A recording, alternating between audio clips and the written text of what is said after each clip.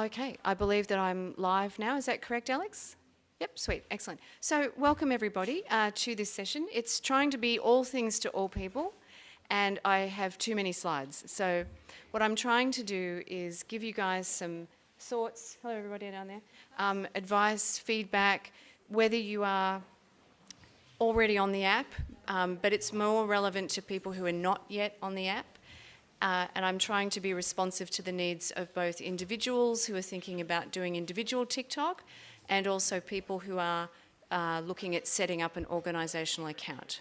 So it's going to be quite varied advice, if that makes sense, and I'll do my best. I may not have a lot of time for questions at the end, but I'm not going anywhere, so we can catch up in Brafani afterwards if you need to. And my email address, for those of us who are joining online or on streaming, you can always drop me an email later and I'm very happy to answer questions. So that's just a little bit about me. I joined a national non-profit in Australia called the Walkley Foundation for Journalism in February this year. Before that I was working as a consultant and then before that I was a journalist. So been in the media for a long time.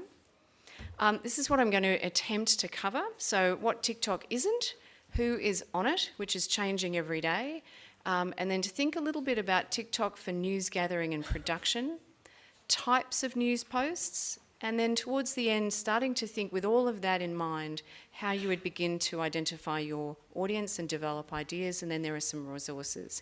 And a happy fact is that I have just put a LinkedIn post up with this presentation on it as a PDF, so you can just download it, right? So easy. Okay, so what it isn't, or just isn't, can I have a show of hands from people in the room? Who's on TikTok already? Okay, who's not? Okay, and who's on it mostly as a lurker? Okay, who's actually making content? Okay, so we have a small number of people in the room who are making content. And so what I'm trying to do is, first of all, it's fine to just be lurking, but you know, just thinking if you're beginning to move towards making content, what might that look like? So that slide is to say it's not just funny cats, but most of you know that already, which is good. So it's not the most popular social media platform, so Facebook is still the king up there, but it's growing, you know, year on year, and I think the other misconception is that it's just for young people. 67.5% of users are over the age of 20. So that's quite interesting. And what I see, because I'm middle-aged, and it serves up content that resonates with me, is I see middle-aged TikTok, right? And there's a lot of middle-aged people on there. And the average age is rising all the time. So where it was in 2020 is not where it is now, and where it will be in 2 years' time is not where it is now either. It's not struggling to gain users, so it's the fastest growing online video format. In Australia, people are spending more time on TikTok than they are on YouTube and Netflix. In Australia, that's where I live, 7 million Australians over the age of 18 are using it. 15% are under 35. It skews slightly more female than male in my country. And a third of people who are using it are visiting it for news. It is a prime opportunity to reach new younger audiences, but it's not just for young people. And it is also not limiting. So it's very possible to repurpose your content for that platform, to download it and to share it. And I think that, you know, once you press that little arrow button and you realise all of the things that you can do with TikTok content, it's built for repurposing. And you can use your desktop editor. There's actually quite a useful tool there, which is a third-party cloud tool. There's a live link in the PDF called Snaptic, which will remove the watermark really easily. So if you make your video on TikTok, then you drop it into something like Snaptic, get rid of the watermark and put it on YouTube Shorts or on Instagram. I am whipping through slides because I'm trying to leave some time for questions. Okay, it's also not consistent. So the user demographics are changing, there's possible bans. I saw on the BBC last week that the state of Montana in the US has banned it altogether on personal devices. So that's interesting. In my country there's discussions around whether public servants will be able to continue using it on personal devices. Of course the memes change all of the time. and the formats change a lot. So what would have worked as a cutting-edge, interesting thing a couple of years ago would feel a bit dated now. And how your videos perform can change a lot as well.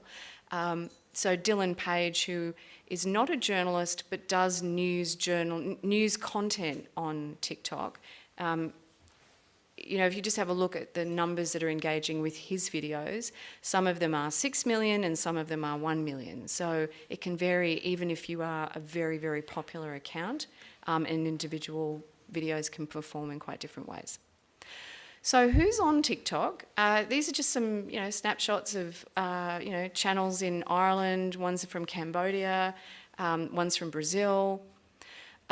The number of news outlets on there is growing, and what I've seen since I did some work about a year ago with The Intercept, you know, just providing them with some guidance on their branding. All the case studies I was looking at 12 months ago, the number of followers that those platforms have is much higher now. So year-on-year growth has been very strong. What I'm also seeing is not very many individual journalists. So that's interesting to me. And I think I've got some reasons there. You know, often it's an HR issue. It's like it's a bandwidth problem. It might be around social media policy. So, you know, that can be limiting. And then there are some things that we have control over. So, you know, maybe you feel a bit reticent. You might not feel very comfortable in front of the camera. Maybe you don't have a lot of clarity around what to post. So I'm trying to respond to some of those issues because you know, people don't follow accounts necessarily, right? People follow people on social. And I think that's somewhere that we need to have conversations in our newsrooms is how do we begin to tackle that. There we go. So just a super quick basic, what does it all look like and what does it mean? So if you want to, you can pop it on your phone. If you do so and you open it, please put your phone on mute because it will instantly start playing music to you. And to the live stream. So when you open the app, across the top you've got live, so things that are live right now.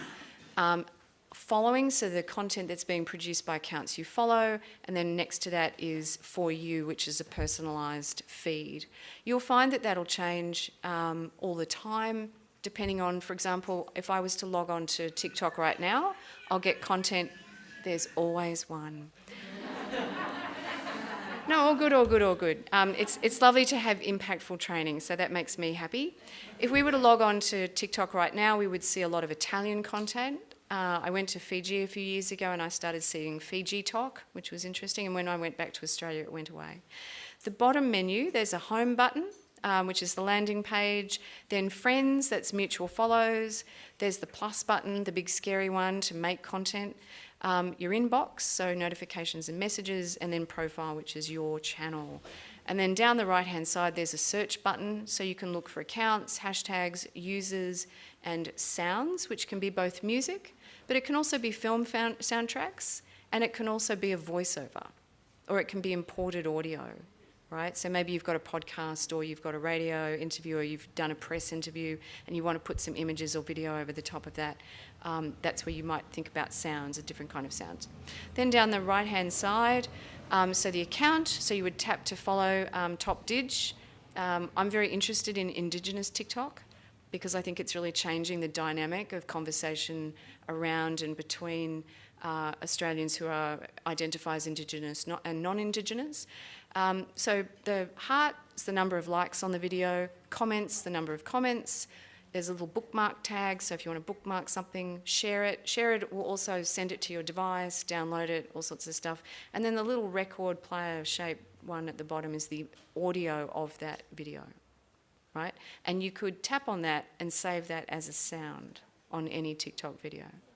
So it's a very interesting platform. Okay, so the search bar, this is a really useful tool for news gathering. So if you tap on the search, you could type in the word news and hit return. And you'll get top, so popular videos. Then you'll get videos, so videos with the word news in them. Users, where they've got the word news in their bio. Sounds, so audio with the word news in it. And live broadcasts with the word news in it. And hashtags, so news-related posts. It is a hashtag-driven platform. And one of the things that I would recommend is that you type into the search box the beat or area of journalism that you're covering and start to see what kind of content is sitting around that. And that's going to help you begin to identify your audience and your brand, right? TikTok is very much a learn by doing platform. That's my experience. So you can find content on there. Fun fact, if you have a look at the live section, like search for news, or search for your beat and then look for content around live, you'll see a lot of live streaming content. Interesting, I watched the Queen's funeral on TikTok because Sky News UK has been live streaming to TikTok for quite a while now. And I just hopped on to see, and I was like, oh, there it is. So it's a really interesting platform for live streaming as well. Profile, the top 3 little bars on the right-hand side, you should always have a good old fish around in the settings and privacy of any social media app that you're using. There's lots of things that you can adjust in there that will optimise it for you, so please review those in your own time. One thing I would recommend when you're having a look at the privacy is to set the options to duet, which is you reacting to someone else's video or someone reacting to you in their video. That's a duet. Or a stitch is where they can download a section of your video and then add their reaction to it. I would set those to only me. And the reason why is that duet opens you up to potential trolling or harassment. So I think you should just remove that option. And stitch can open up the possibility of plagiarism, right? So you don't want people to be able to download and react to bits of your video. You might wind up with copyright problems. You can, in your edit profile, the big blue button, ignore the big blue button. It basically allows you to post something right now. You can just record something live and post it immediately, and I don't think it's as useful a tool as editing something and really thinking about it properly before you put it out there. In your bio, you should add a link. If you have more than 1,000 followers, that link can be a website. So it's pretty straightforward there. Then the row of icons, the ... is your posts. The padlocked one is private posts, so anything that you've put up that was marked private. Your bookmarks are there, anything that you've reposted, so you can kind of boost things that you like, and then anything that you like. That's where they all sort of land if you're trying to find things. Private posts is anything that you've set to only me, right? And you can do that in your settings, or you can do it at the moment when you post a video. And it's quite a useful way of going all the way through the publication process without, while you're still learning how to film, edit, what works, what doesn't. You can just post to only me for a while. So that's that. This is the sort of dummies guide to making a simple TikTok. So that's me at my house. So you can choose the front or the rear facing camera. It's quite nice to choose 60 seconds. It won't hold you to that. Like you could stop after 25 if you want. You hit rec to record, then just start talking. And then you press stop. There's a little back arrow button there. So if you want to add an extra take or an extra clip, you just press back and that'll allow you to continue to record. So that's how you build up those nice little series of posts. Things that you can explore is add sound. If you're a commercial enterprise, you have to be a bit careful of adding sounds. You need to use the royalty-free music library. You can access effects, and probably the most common one for journalists will be the green screen one, which will put up an image behind you or a piece of video behind you that you can discuss and react to, which is an explainer format. Touch up, if you're fussy about your appearance, you can tap, touch up.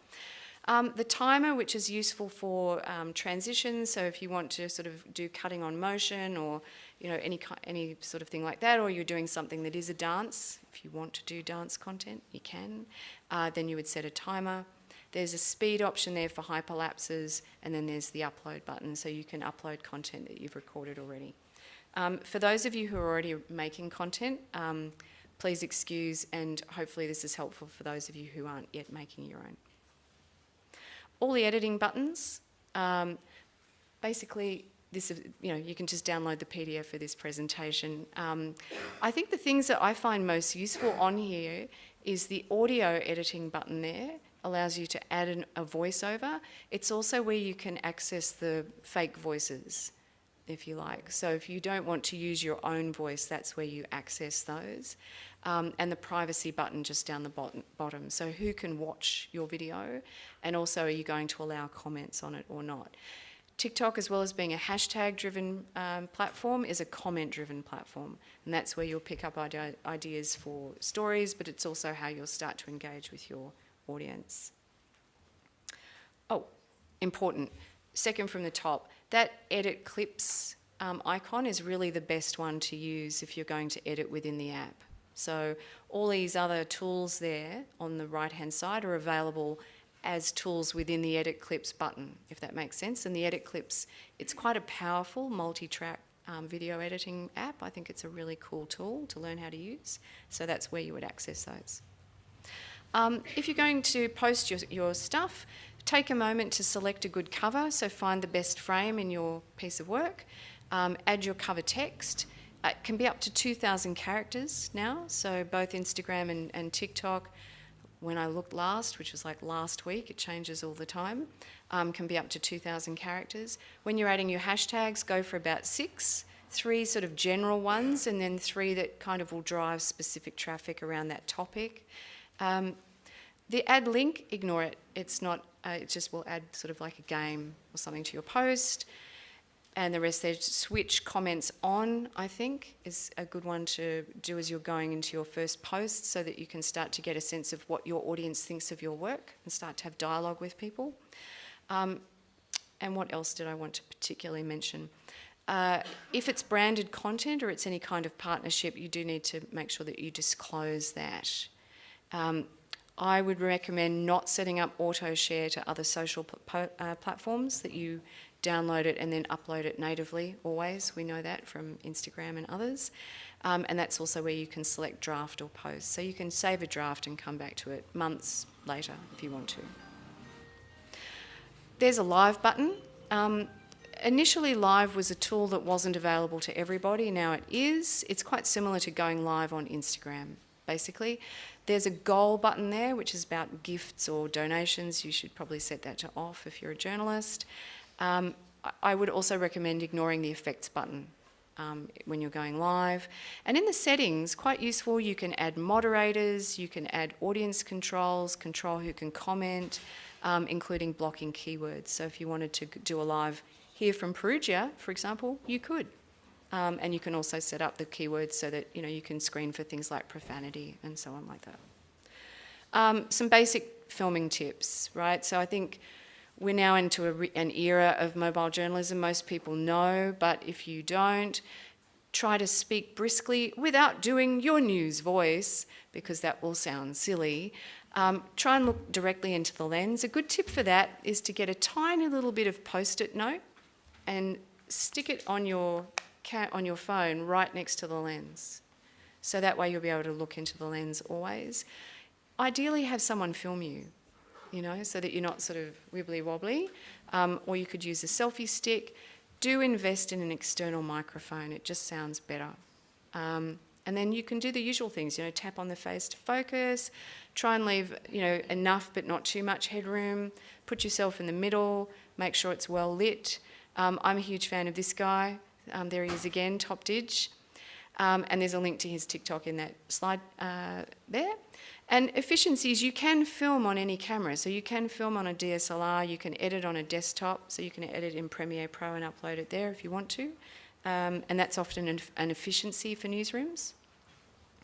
So types of news posts. I've given quite a lot of thought to this. What are the types of content that we see people using as journalists? So one is an explainer without a presenter. So it's just vision or images, maybe some overlays, so stickers or photos or whatever, and a voiceover. So your face isn't in it. And if you're uncomfortable on camera, this is a way that you could maybe start. It's quite useful for things like explainers, or also sharing a reaction from a news location. Almost everything that's good on TikTok is planned and scripted in advance. And so this explainer, no presenter, is useful for explaining a story, allowing strong visuals to shine, and it's great for quick turnaround stories. You can make these quite quickly. Where you can see the word example, these are links to case studies. So if you click on the links in the slide deck, it'll take you to an example of a no presenter explainer. Keeping an eye on the time. Right. Video and captions with no presenter. So this would be where you're perhaps using breaking news, startling footage, so natural disaster footage, or animals, a lot of animal footage on TikTok, and also press conference vision.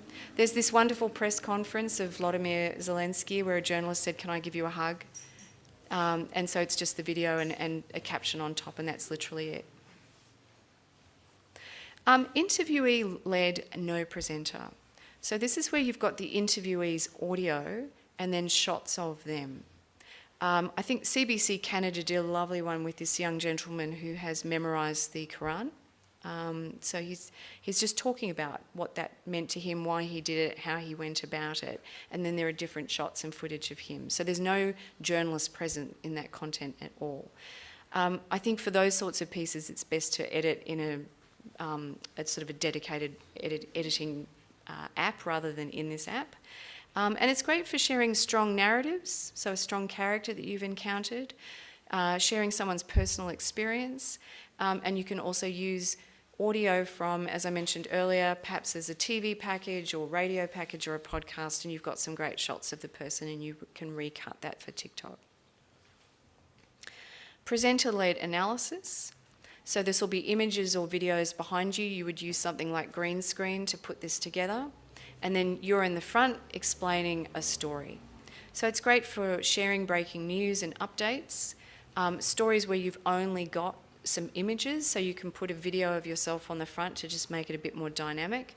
And it's also useful for stories where you don't have someone there.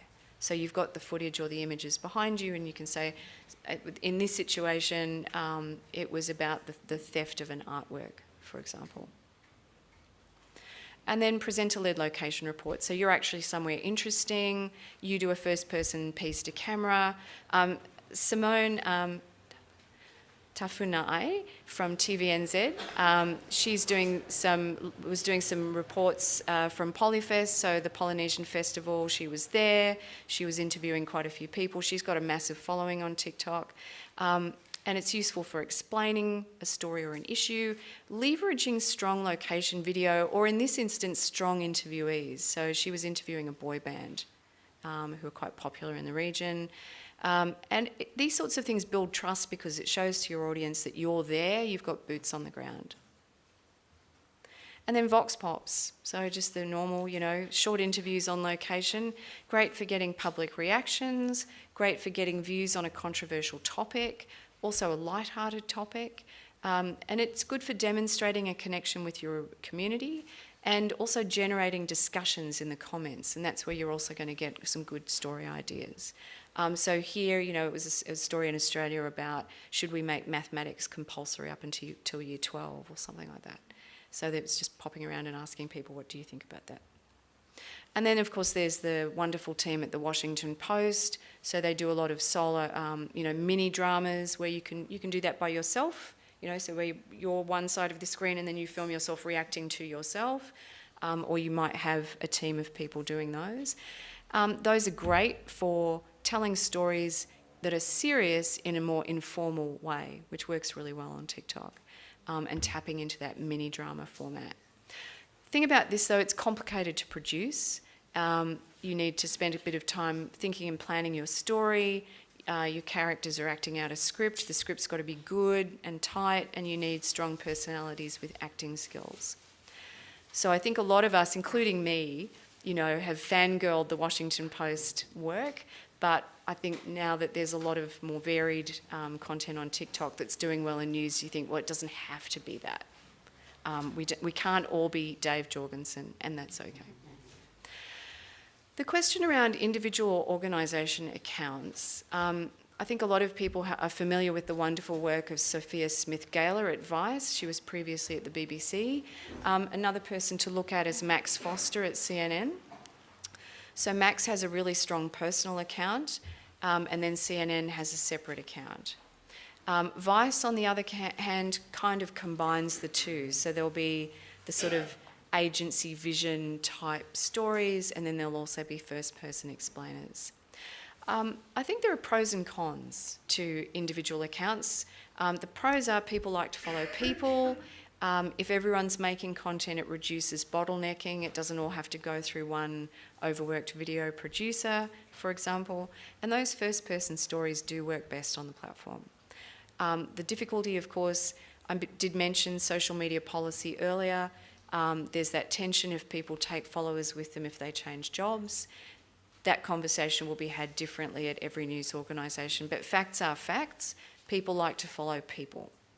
So I think it should sort of start with that in mind at least. Okay, so I'm whipping through these. So identifying your audience and developing content ideas. Now I'm going to approach this from the perspective of a mini brand consultancy, right? This is how I would do it. So first of all, lurk before you leap. Spend serious time down those rabbit holes. Get a good feel for the platform. Who's using it? Who's using it from your target audience as well? So we have this belief that it's, 13-year-olds, but actually you're looking for perhaps people are 35 to 50 who live in a particular area. So how are they using it? Who are they following?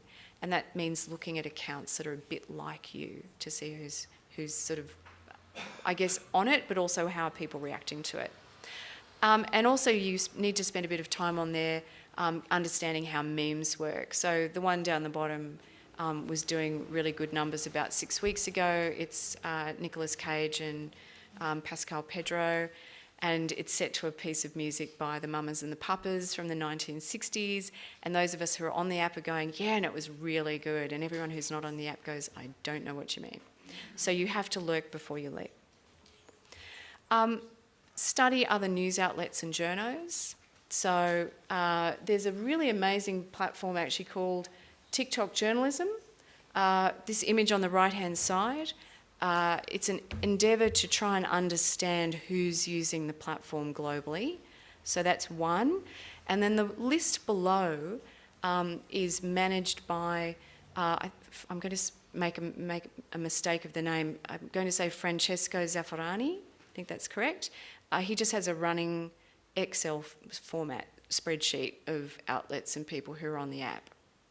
So if you click through either of those links in the presentation, that will take you through to outlets and people on the platform. Next, competitor analysis. Hands up in the room who's ever done a competitor analysis. Okay, it should be all of us, right? We should all be doing competitor analysis if we're serious about establishing a brand on a platform. So first step is how people like you are using a platform, how people who are chasing the same audience as you are using a platform, and then how big brands who've got lots of money are using a platform. So Coca-Cola, for example, Nike, Amazon, how are they using it? Because they, those sorts of outlets are using the same platform. They might have access to a different budget, but they'll also have access to people who studied marketing. And so we can learn a lot from people who are using a platform perhaps to make money or to sell something or to, I suppose, promote something, and that will then inform the way we use it perhaps as journalists. Because you can ask yourself, what do you think is working or not working when you do that competitor analysis? Also, you can have a look at how a channel has evolved over time. If you can be bothered, you can scroll all the way to the very, very, very bottom of a channel and see what someone's first posts were. And you'll get a sense of how they've changed over time, not just because the platform has changed, but also because what they feel is their brand on the platform has also evolved. There is a link there to how to do a competitor analysis if you've never done one. It's just a guide from HubSpot, but it's quite useful. Then compare videos side by side, right? So there's a link there to a couple of UNHCR videos. One did really, quite good numbers for the number of overall followers they had at the time, and one didn't do such good ones. The first video was a really short, clear explainer. It grabbed attention quickly. It used music that matched the story. The second one took a while to sort of get going. It was about the Za'atari camp in Jordan, but it didn't have any footage of the Za'atari camp in Jordan, so it was kind of, why do that? And the music was a bit upbeat for the topic. So, once you sort of have a look at what's working and what's not at a channel level, and then in an individual video level, all of those things will inform your practice. Then just monitor hashtags. So hashtags will help you track the sorts of topics, the platform tone and approach for that topic. It'll help you keep track of memes and trends, and have a look in the comments, because that's where you'll get a sense of story ideas and also what's resonating and what hasn't worked for the viewers. All of these things are that way of defining your own brand. And as I said at the beginning, I'm trying to be all things to all people. So what might work, say, for example, for Sonia, who's working in children's publishing in Slovenia, is going to be quite different for, we've got Sanjay and Manon here from New Delhi, and they're working quite a lot in climate change. So they're going to be doing quite different things. And have a look at, hashtags. You can have a look there. I've put some links in around investigative journalism. So there is, in fact, investigative journalism as a hashtag on TikTok now. Basketball, cost of living crisis. Just have a look, and that'll start to pull out ideas that will help you think, you know what, I could do this kind of content. My brand is going to be this. That's actually how you develop your brand. Does that make sense? Yep. So rather than me coming up to you and saying, what kind of brand do you want? You actually need to put in those hard yards, going back for a second to here, to do your competitor analysis, have a look at what's actually happening on the platform, and that's going to inform the content that you're going to make. I like people to have a reason for doing things, right? So being on TikTok because it's you need to be really specific about why you're on a platform. I personally am not on TikTok a lot as a producer of content. I don't need to be. So as a consultant, I got most of my business through LinkedIn and Twitter, and I thought, well, I love making videos, but I can't justify it as a business decision, right? So if you don't have to be on it, you don't have to be on it. So reasons you might choose are you want to build youth audiences, you want to reach niche audiences. There's a niche for everything on TikTok these days. You might want to demonstrate your expertise or your experience. So perhaps you might do tutorials or how-tos. Those do really well. You might want to market a product or service that you offer or your media outlet offers. And you might also want to become an advertiser or tap into TikTok's creative program, and there's a link there for finding out more about that. I would recommend that you learn from people who have to immediately generate income as a result of their social media activity, and that's marketers and retailers. Right? So we're often a little bit arm's length from the finances. So the TikTok Small Business Guide, the Hootsuite Marketing Guide, there's a great Sprout Social Media Marketing Guide, and Neil Schaefer, who has he's just a terrific social media thinker. Those 4 guides there will really start to get you going in terms of setting a reason and then setting goals. When you set goals that are SMART, so specific, measurable, achievable, realistic, and time-bound. And set KPIs for them. Where do you want to be on this goal in 3 months, in 6 months, in a year? If you don't do that, you can't track your performance. It's as simple as that. If you don't set numbers on things, you can't decide how well you're doing.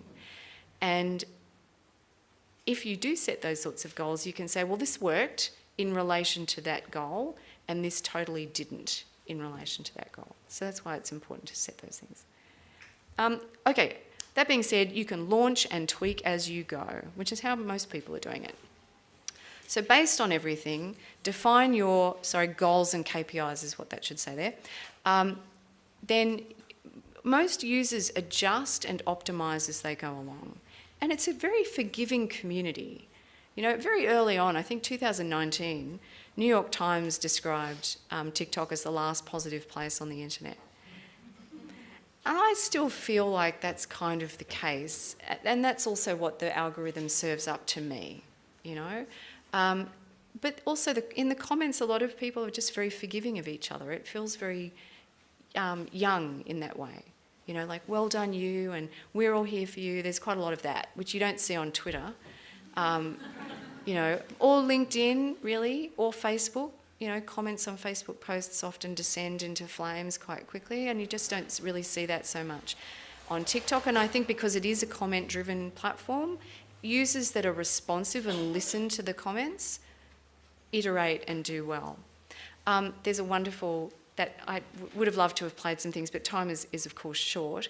But there's a terrific short video from the folks at ICRC, so the International Committee for the Red Cross. So they were late getting on TikTok, and right at the very end, they've sampled the piece of audio from Legally Blonde, which is, I didn't realise that we had an assignment. Right? And that's what, it's endlessly creative and interesting. Okay, so a couple of case studies. One of my favourite ones is Ariel Fitz. She's not a journalist.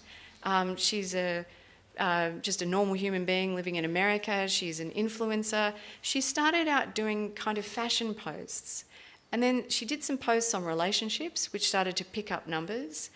And she's a practicing Christian, and she started to go viral on Christian dilemmas. But, you know, quite sort of, they're very sweet Christian dilemmas, right? So I've decided not to do my homework and go out with my friends, and then the angel has a conversation with her about how she's wasting her time. Yeah, it's great. So it's perfect. It's meaningful, it's relatable, it's hopeful, and it's entertaining. And that's why it does really well. These sorts of positive things do well on TikTok. NBC's first post, which I've put there, was horizontal repurposed as, yeah. I mean, look, to be fair, now if you put something on TikTok that's, you know, vertical, it will reposition when you change the orientation of your phone, but it didn't back then. What they do now is semi-timeless news content, a lot of wow, OMG content, and they do hard news explainers, and they have millions of followers. So that's really interesting. And then BBC, of course, famously said, we're not going to be on TikTok. And then when the conflict in Ukraine began, they launched a channel in Ukrainian, they launched one in Russian, they now have a bunch. The news one is explainers, hard news vision, there's also segments of repurposed news out and current affairs output. Even here though, you can see varied engagement with different pieces of content that they're posting. So the Teixeira, the document leak, that got really high engagement. There was something else about gel nails damaging your fingers, that did really well. Then there was one about cows, which was medium, and one on finance, which was much lower. I did have an asterisk next to that, I'm quite in my head, because finance news might not do so well on TikTok, but tutorials about finance or explaining the financial markets in a way that's useful to users, those do really well, actually. I also noticed that the BBC, all the way back since like 2022, has been adding a timestamp, a burnt-in timestamp. And that's really clever because the algorithm serves up what's viral, what's popular, not what's current. So right at the very top of each one of these, you can just see it's chipped off, posted. And so it automatically displays in their cover thumbnail. So that was very clever. Don't expect your channel to grow by itself. You have to promote it. So use the bio section, include that external link. You could make that link tree. Some channels will change their link based on what they want to drive traffic to. Very interesting here, The Guardian Australia, they've made a bit more of their bio there, including using some emojis. Australia, as you know, has a much smaller population than the UK, but the Guardian Australia TikTok channel is doing very, very well compared to the parent brand in the UK. So that's been also quite interesting, I think. And then identify and support the learning champions in your organisation. If you're setting up an organisational account, find the high-profile reporter who may or may not be on board with, doing a new platform, and work with that person and work with others in the organisation who are on the platform and bring those people together. There's a very loud motorbike just outside. 10 minutes, got it. Cian McCormack at RTE was really instrumental in helping RTE become one of the world leaders in mobile journalism, because he spent a bit of time hanging out with the Mojo team there. Cian is incredibly well respected at RTE for very good reason. He's a fantastic storyteller. And so by engaging him on mobile storytelling, then the rest of the newsroom went, oh, okay, that sounds really cool. So I think finding the people within your news organisation to drive innovation may not necessarily be the person who's innovating on TikTok. It might be somebody else. You just need to bring those people together. Okay, I've nearly got to questions, so quick. Some homework for you guys. Who's covering similar topics to you? So you should have a list next to those bullet points. This would be your homework if we were doing this as an actual online class. That's okay, the whole deck is available on LinkedIn, so happy. And then activity, who is your TikTok audience? So you would start to think, where do they live? How old are they? What are they interested in? And what would your TikTok channel offer them, right? If you're not sure, how would you find out? I find it interesting that, in 2023 we're still having conversations about we should be more audience-driven as an industry. You think, well, what else would we be, right? So some of the questions that we need to ask are these ones. How do we define the demographic of the people that we're trying to connect with, and what is the offering that's going to best match those needs? I have put in a bunch of resources that will help you. So general guidance on TikTok, and then journalism about TikTok. I'm very interested in the pieces that were published by Reuters Institute for the Study of Journalism, RISJ, in December, particularly the one in December last year, how publishers are using TikTok. It's very fresh and so useful, I think, if you're wanting to sort of start somewhere straight away. And activity. Here at Perugia, you could go mad and do an explainer. What's IJF 23 about? You could interview a speaker. You could interview someone that you're talking to, instead of just having the conversation, film the conversation. You could do a mini drama if you are so inclined. Pick an IJF topic and, film yourself either side. And your options are save as draft. You could post it to only me. You could post it to everyone. If you post it to everyone, then, send me the link as a DM and I will give it a push. Why not? I think that's everything. That's me. Does anyone have any questions? We have 8 minutes. No questions? That can't be right. There's one. About video content. Yeah. Regarding... Wait, microphone needs to come to you. Otherwise it won't be on the feed.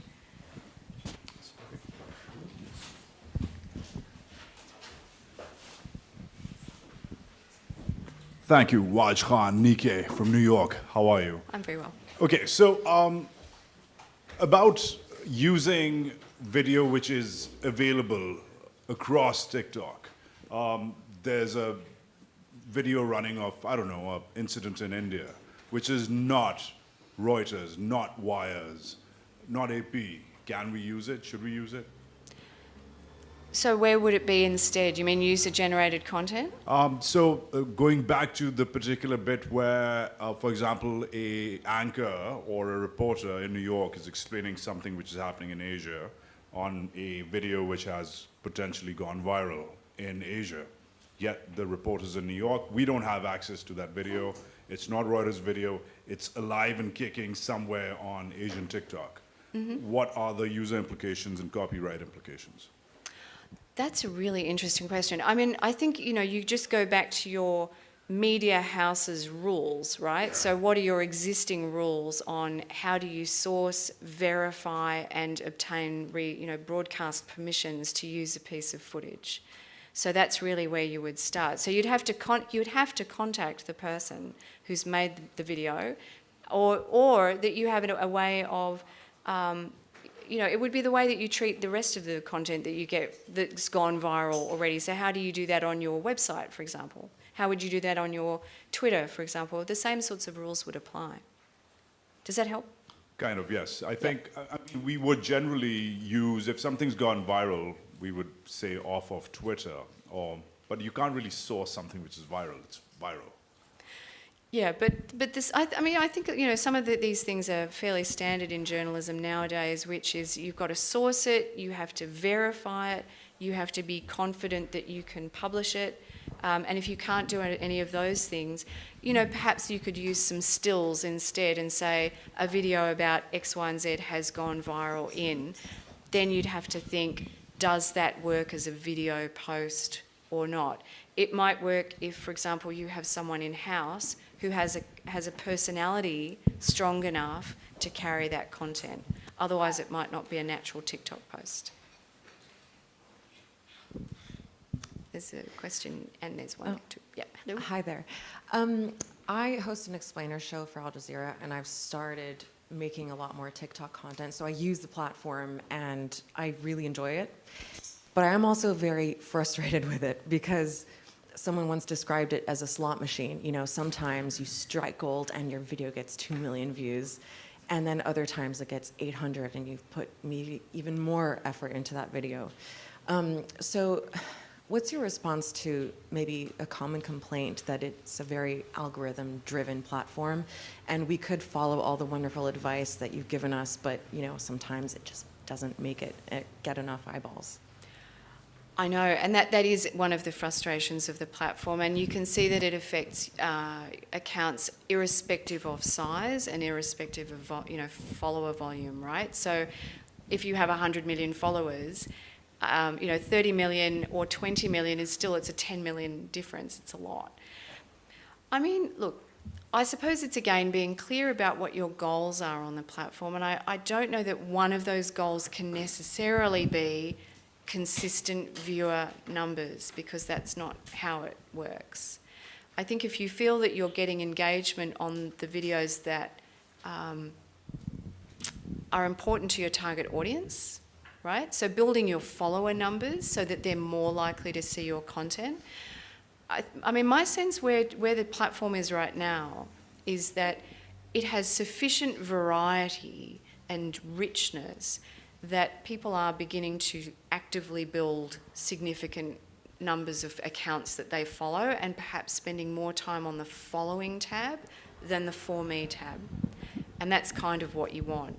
But also that's a user behaviour that you might be able to drive in other ways to say, are you following us on TikTok? If you do, you should check in on our content, or just encourage people to tap on that tab a little bit more often. That would be a strategy that you could use. But yeah, I think, specific numbers of eyeballs is not something that you can get from the platform. Also, I would say, look for economies, right? So producing a scripted mini drama is a big time investment, and you've got to be able to hit big numbers consistently for that to be an activity that's worth doing a lot. So, sometimes it's what's the best way to tell it. And sometimes it's just being, thinking, well, hopeful, meaningful, relatable, etc. It doesn't have to also be high production value. What's the least expensive way of time that you can achieve that? Hopefully that's helpful. Hello. There was a question ahead of you here. And then we can come back that way, and then there was a hand there, and I think I'm pretty much done. I've got about 2 minutes. 2 minutes, yep. Okay, we may only have time for one more question then. Okay, I was just wondering, do you find that there's like a strong correlation between the amount of content that you post with followers? Because we have, I work at Radio Free Europe. We have a lot of different services, and some of them have TikTok, some of them don't, but a lot of it is with their teams and how much of a time investment where they want to focus. And so do you feel like you can have a very successful TikTok channel if you're not posting on it like every day, for example? My sense is about once a week is a good minimum to aim for. I mean, some people post every day, but I think if you're a character-driven, the sort of channel where people are coming for high-value standalone content, about once a week is probably where you want to be. I will just say that we will wrap up in a moment. How are we doing for time? How are we doing for time, Alex? Yeah, we're imminently being cut off. So I will close the session formally, and then I'll just say a couple of extra things after Alex hits that thing. So I want to thank you guys all for coming to today's session. As I say, my email is on the screen, and also I'd be very happy to chat all the way through the festival. I'm here until Sunday, so this isn't the last chance you have to ask questions, and I'm really, really grateful for the chance to share some knowledge with you about my experiences, and also that we've had some experiences shared in the room that shows that people are doing really innovative and exciting work with the platform going into 2023. So it'd be really interesting to see where we are in about a year from now.